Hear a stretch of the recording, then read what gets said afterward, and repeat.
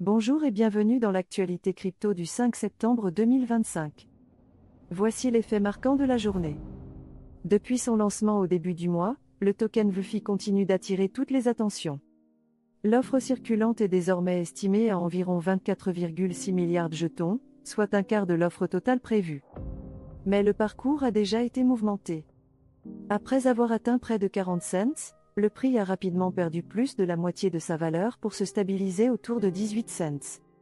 Cette chute s'explique en partie par des liquidations massives, qui ont affecté de nombreuses positions longues fortement exposées à l'effet de levier. Pour tenter de redonner confiance au marché, World Liberty Financial a annoncé un programme de rachat et de destruction de jetons.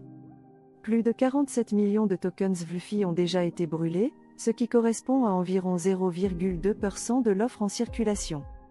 L'objectif est de réduire la pression vendeuse et de créer une dynamique plus positive autour du projet. Mais la polémique ne s'arrête pas là. World Liberty Financial a également pris la décision de placer sur liste noire une adresse blockchain appartenant à Justin Sun, le fondateur de Tron. Cette adresse détenait près de 595 millions de tokens Vulfi, soit environ 107 millions de dollars au moment de la mesure. La crainte était qu'une telle quantité, si elle venait à être vendue sur le marché, puisse déclencher une nouvelle chute brutale du prix. Cette décision divise la communauté, certains y voient une mesure de protection, d'autres y voient une atteinte à la décentralisation.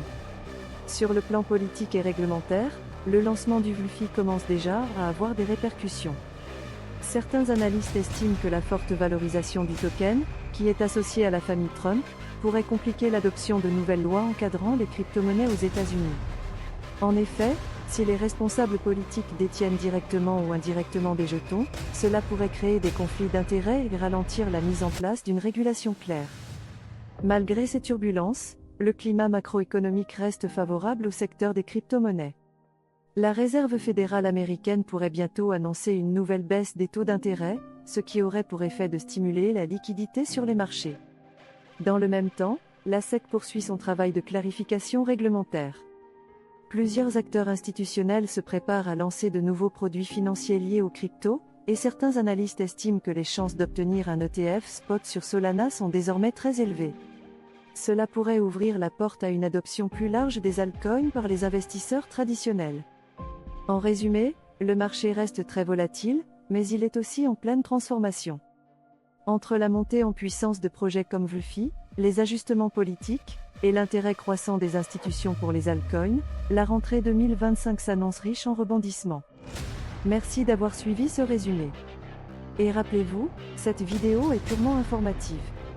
Ce n'est pas un conseil en investissement. Nous n'incitons personne à acheter ou à vendre des crypto-monnaies.